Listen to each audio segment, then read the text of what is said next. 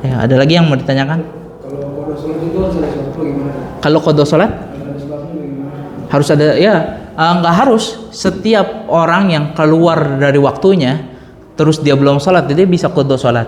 Jadi kita harus pisahkan antara qada sholat dengan dosa atau tidak. Ini banyak orang salah kaprah. Banyak orang yang bilang qada sholat itu pasti dosa. Oh enggak, ada orang yang qada sholat nggak dosa banyak ya.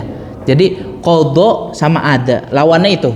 Ada qada sama ada. Antum mungkin kalau sholat niat gitu kan, usolli fardhu zuhri arba'a rakatin, apa, fardhu lillahi ta'ala, adaan lillahi ta'ala. Adaan itu artinya apa? Di waktunya.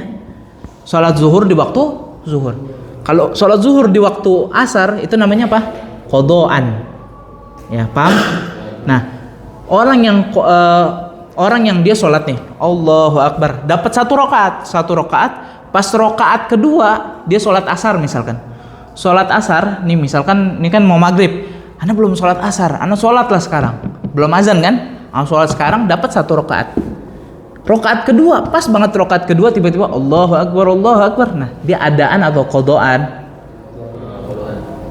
Dia adaan, kata ulama, dia adaan. Orang yang dapat satu rakaat di waktunya adaan, terhitungnya bukan qadaan. Tapi masih lanjutin ya? Ya lanjutkan saja, karena dia adaan. Mau qadaan juga lanjutkan. Sholat itu nggak, sholat qada itu tidak tersangkut paut sama dosa atau tidak dosa, enggak. Itu perihal lain itu. Ya kita lihat kenapa dia qada. Kalau qadanya gara-gara main game dosa. Kalau qadanya gara-gara ketiduran enggak dosa. Makanya antum, hujah besar bagi antum yang sholat subuhnya gara-gara telat, gara-gara ketiduran, itu enggak dosa. Ini kabar baiknya. Tapi jangan terbiasa sholat, jangan begadang udah, nah bisa berdosa kalau misalkan dia bergadang sebelum sholat subuh, sebelum azan, dia yakin kalau dia tidur dia kagak bangun.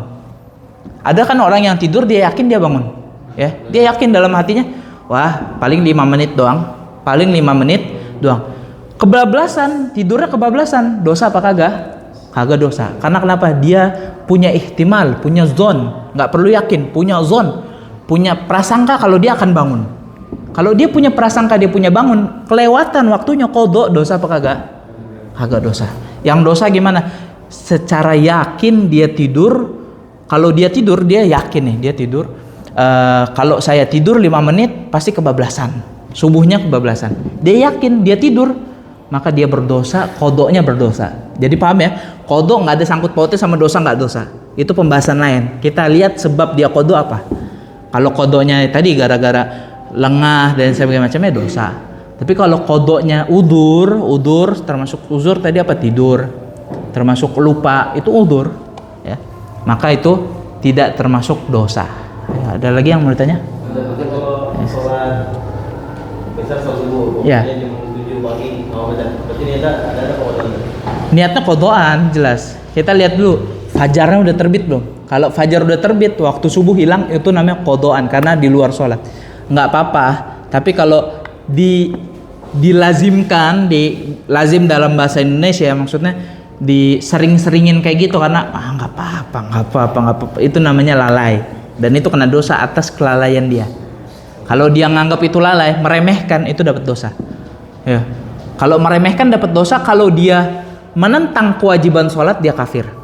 Misalkan dia nggak mau sholat, terus dia bilang, sholat tuh nggak wajib. Dia ijma ulama padahal ini jelas mutlak secara sharih Al-Quran maupun hadis mengatakan sholat wajib, terus dia bilang sholat puasa nggak wajib atau sholat saja nggak wajib, dia bilang, maka dia kafir.